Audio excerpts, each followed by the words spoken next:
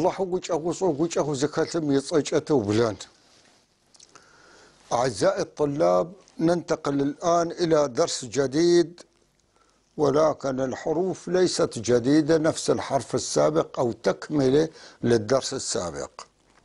الكلمات الموجودة في الأعلى حرف غا.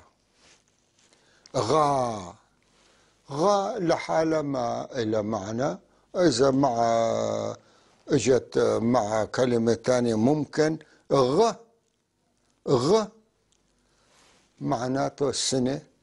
غ سنة. غ سنة. غ ابكي فعل أمر. ابكي فعل أمر. غ ابكي فعل أمر. تحت هذول الكلمات في كلمة ناسبغ. ناسب كلمة أصلها عربية، نصيب. نصيب. الأتراك كمان بيستعملوا ناسب، والشراكس كمان بيستعملوا كلمة ناسب. ناسب ناسب ناسب معناته حظ. حظ نصيب حظ. ناسبغ ناسبغ محظوظ. ناسبغ محظوظ. ناسبغ محظوظ.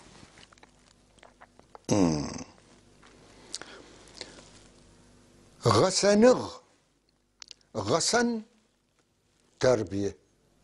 غسن تربية. تربية ما بيقولوا تربية وتعليم. غسن تربية. تربية شأن غسنغا. التربية والتعليم شأنغا غسنغا. شأنغا غسنغا باشا غوازر وزير التربية والتعليم. أيوة. غسنغ معناته يعني متعلم. متعلم وفي تربية عالية وثقافة عالية. غسنغ تربية عالية. غسنغ. يجاغة. يجاغة. يجاغ يج يقرأ. يجاغ فعل ماضي قرأ. يجاغ قرأ. قرأ. يجاغ قرأ. غساغ مهذب مربى، يعني في تربية عالية. غساغ مهذب ومربى ومؤدب. غساغ كمان. الغاء هنا فعل ماضي. الغاء غين فتحة بيجي معنى فعل ماضي، أما فوق الإغ بيجي صفة ملاصقة للإنسان. غسن ناسب ناسبغ. ناسب حظ. ناسبغ محظوظ. غسن غسنغ كمان. في هنا عنوان النص. عنوان النص بيقول ناسبغ. ناسبغ. ناسبغ يعني محظوظا أو محظوظ. ناسبغ محظوظ. الحظ والنصيب. ويجنر. كلمات النص ويجنر غسنغ ويأنر ناسبغ. ويجنر أن تقرأ. أن تقرأ غسنغ ويأنر. أن يكون لديك تربية وتعليم وتهذيب. إذن التربية وتعليم. ويأنر ناسبغ. ويجن أن تقرأ. ويجنر أن تقرأ. غسنغ غسنغ تربية تهذيب. ويأنر أن يكون عندك. أن يكون عندك. ويأنر وما تملكه أنت. ملك نر أن يكون. ويأنر. ويأنر ناسبغ. ناسبغ يعني ناسبغ شيء من الحظ. ناسبغ من الحظ أو محظوظ، أن تكون محظوظ يعني أن تكون متعلما ومهذبا ومربى ومهذب. هذا شيء من الحظ، يعني من الحظ العظيم. تي قواجة تي ملكتنا نحن، تي ما نملكه نحن. قواجة قرية، قواجة قرية، تشلة قرية، تشلة قرية، قواجة قرية. ايوه. تي قواجة يجاغو غسن غزي ودسربه في قريتنا، يجاغو الدارسين واللي عندهم تربية غسنغة زيئو غسنغة تهذيب. زيئو الزي الذي يملكون دسر القاطنين كثير، يعني في قريتنا الكثير من المثقفين المهذبين والدارسين. معناته غسنغة تربية وتعليم، غسنغة يجنغة، غسنغة تربية وتعليم، غسنغرة يجنغرة يعني التعليم والتربية.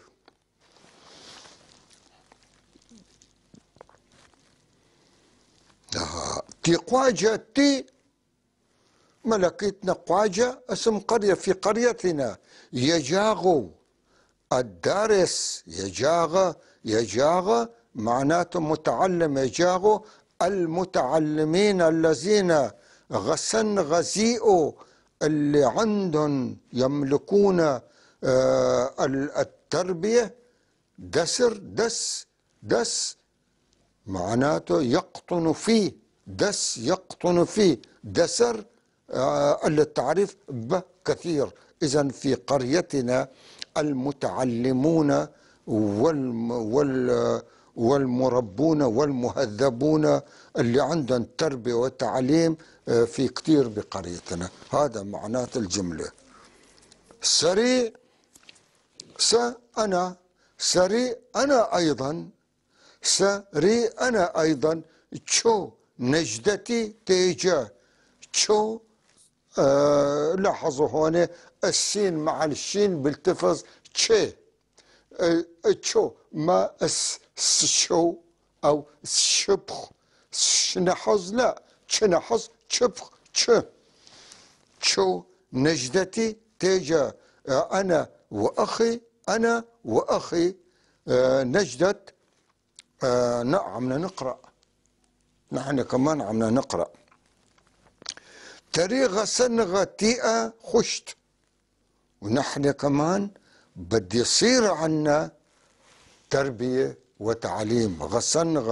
غسنغة تيئة خشت. تري نحن أيضا غسنغة التهذيب، تربية وتهذيب. تيئة خشت، تيئة خشت سيصبح، خشت سيصبح، خشت سنصبح، سيصبح حسب تيئة خشت سيصبح لدينا نحن كمان تربية وتعليم، تربية وتعليم. تري غسنغة تيئة خشت. تحت في مستطيلات فيهم كلمات طبعا مشان يعلم الطلاب على طريقة اللفظ. قا جه اصرخ عيط. أذن ما خذ. باع ما له معنى. معناته سيء، بلاء ما بشوي يعني. اذهب فعل أمر، اذهب فعل أمر. طبعا على اليمين في عنا هون حروف العلة بضل يكرروها. إي أو وي يي و ي. أعزائي الطلاب بنكرر الدرس مرة ثانية من أول. غين وألف بصير غا ما له معنى. غ معناته سنة. غ سنة أو غ بيجي معناته صيف. غ معناته فعل أمر ابكي، فعل أمر ابكي غ. ناسبغ ناسب نصيب أو حظ، ناسبغ محظوظ ذو نصيب. غسنغ غسنغ تربية، تربية وتهذيب. يجاغ متعلم قارئ يجاغ. غساغ مهذب مربى غساغ. في غسنغ وغساغ. غسنغ معناته التربية، تربية تهذيب. أما غساغ مهذب مربى لأنه فعل ماضي مهذب ومربى. ناسبغ تحت عنوان النص. ناسبغ ناسبغ الحظ النصيب، ذوي الحظ. ويجنر غسنغ وأنر ناسبغ. ويجنر أن تقرأ. غسنغ وأنر أن يكون لديك بالإضافة إلى القراءة طبعا التربية التهذيب، أن تملك هذين الاثنين. ناسبغ من الحظ الكثير، ناسبغ معناته الحظ ناسبغ. تيقواجة يجاغو غسن غزيء دسر به. تيقواجة تي ملكيتنا نحن، تي ملكيتنا نحن خاصتنا. تيقواجة قريتنا. يجاغو القارئين. يجاغو غسن غزيء القراءة والتربية الذين يملكون القراءة والتربية كثيرون في قريتنا. دس معناته يسكن في أو يسكن في أو يجلس في بكثير. تيقواجة يجاغو غسن غزيء دسر ب. أيوة. سريج شو نجدتي تيجا. سري س أنا. ري معناته أيضا. سري أيضا أنا أيضا. شو نجدتي وأخي نجدت. تيجا عمنا نقرأ تيجا نقرأ. طبعا هذا فعل مضارع. تيجا جرى واختر تيجا. تري غسنغتي أخشت. ونحن أيضا سيكون عندنا في تربية وتهذيب وتعليم في المستقبل. خشت سيصبح لدينا التربية والتعليم بها المعنى. في مستطيلات تحت قاع ج ما با ي كو. هون في حروف العلة. حروف العلة فتحة كسرة وو أو وي، بعدين إي و ي.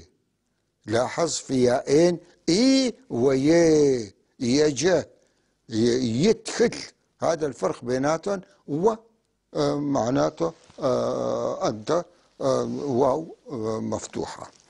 أعزائي الطلاب، ننتقل الآن إلى كلمات الدرس. كلمات الدرس غ أو غ. غ أو غ إذا لحقوا بالفعل بيعملوا فعل ماضي. إذا لحقوا بالفعل بيعملوا ماضي. كوا اذهب. كواغا ذهب. كوا كواغا ذهب صار فعل ماضي. تخا تخاغا. تشيا تشياغا. هذول بصير أفعال ماضية. إذن الغين مع فتحة وبدون فتحة إذا لحق بمصدر الفعل بصير فعل ماضي، بصير فعل ماضي. طبعا أفعال الماضية باللغة الشركسية 3: كواغا، كواغاغا، كواشتغا.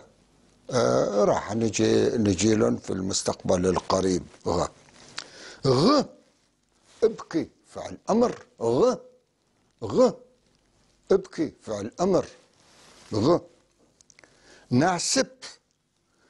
ناسب قلنا انه مأخوذ من كلمة نصيب باللغة العربية، استعملوها الأتراك والشراكس كمان استعملوها. ناسب، ناسب نصيب أو حظ. حظ، نصيب، حظ. يعني في تداخل غريب جدا بين اللغة العربية واللغة الشركسية من حيث المفردات. في مفردات عربية باللغة الشركسية، وفي مفردات شركسية باللغة العربية العامية. بقصد أيضا في كلمات شركسية داخلة على اللغة العربية. كيف دخلوا هدول الله أعلم. ناسب نصيب حظ. ناسب نصيب حظ. ناسبغ معناته ناسبغ محظوظ، ذو الحظ، ذو النصيب. غسن، غسن تربية. غسن تربية. غسنغ التربية. غسنغ تربية. غسنغ. غساغ نال تربية. نال تربية أو مربى. أو مربى. غساغ. يجاغ متعلم. يجاغ متعلم. يجاغ متعلم. يجا يقرأ. يجاغ قرأ بالماضي، أو متعلم بيجي معنى إلى المعنيين. زي، زي السابقة بمعنى الذي. زيج آلر الذي هو ابنه. زي أوفر صاحب العمل، يعني صاحب الشغل الذي. ايوه. شتا الشين والتاء. هشت، سكشت، سشكشت. هدول سوف مع الفعل بيعمل سين أو سوف. مثلا ما مع الفعل، مع مصدر الفعل، جذر الفعل. مثلا قشعت لابسم قبحان فاي. سكشت، كوا، كشت، كوا. اذهب، كشت، سيذهب. هنا الشين والتاء بآخر الفعل بيعمل معنات للمستقبل. للمستقبل سكوشت، سكوشت للمستقبل البعيد طبعا. خن، خن يصبح. خشت سيصبح. لاحظوا كيف. خشت سيصبح. خشت سيصبح. مثلا خو اصبح. خو اصبح. اجعل نفسك صف خو، صير بني آدم. ينخو كبر حالك. خشت سيصبح. الشين والتاء بيجي مع ما يقابل باللغة العربية السين أو السوف بالضبط. بالضبط، ما بيضيع حدا. خشت سيصبح. إذن منعيد كلمات الدرس. أرجو أن تكتبوا أعزائي الطلاب هذه الكلمات، كتير بينفعوكم. هلا صار عندكم ذخيرة من الكلام ما تستطيعوا فيه تحكوا بالبيت بطلاقة إذا حفظتوهم كلمات الدروس اللي أخذتوهم لهلا. غ، غ أو غ لاحقة تلحق الفعل وتجعله في الزمن الماضي. مثلا ابكي. غ، غ ابكي. وأنا صار غين كسرة. غ ابكي. غ ابكي. ناسبغ، ناسبغ نصيب، حظ. ناسبغ ذو حظ، ذو نصيب. غسن تربية، غسنغة تربية، غسنغة تهذيب تربية تعليم. غساغة نال، غساغة صار بالفعل الماضي، غساغة نال تربية مربى. يجاغ متعلم أو قرأ، بصير معناته قرأ. يجاغ، يجاغ شالر، يجاغ الولد قرأ، قرأ الولد. يجاغ كمان بصير متعلم دارس، متعلم دارس. زي سابقة بمعنى الذي، زي سابقة بمعنى الذي. الشين والتين مع الفعل بصير سين أو سوف، سين أو سوف. سقشت سوف أذهب، كو ذهاب أو اذهب، كشت بصير سوف أذهب. خشت سيصبح، خو أصبح، خو أصبح. اجعل نفسك خشت ستصبح أو سيصبح، خشت سيصبح أو سيصبح. أعزائي الطلاب، عندنا هلأ درس القواعد. درس القواعد أسماء الأشياء. أسماء الأشياء معناته بقوات صخر، قوات صخر، قوات صخر. هلا الأشياء الأربعة اللي مروا معنا بقوات صخر، بصوات صخر، طعم بقوكر، طعم شبقكر، بشغات صخر، هذول الأربعة. هلا بدنا نفوت بتفصيلات هالدروس الأربعة، العناوين الأربعة اللي أخذناهن. بقوات صخر، بقوات صخر، أسماء الأشياء. أسماء الأشياء يعني انتبهوا شوي مشان ما القواعد إذا انتبهتم ما في أسهل منه أبدا. بقوات صخر أسماء الأشياء المتعلق بالإنسان نسأل عنه بكلمة خط.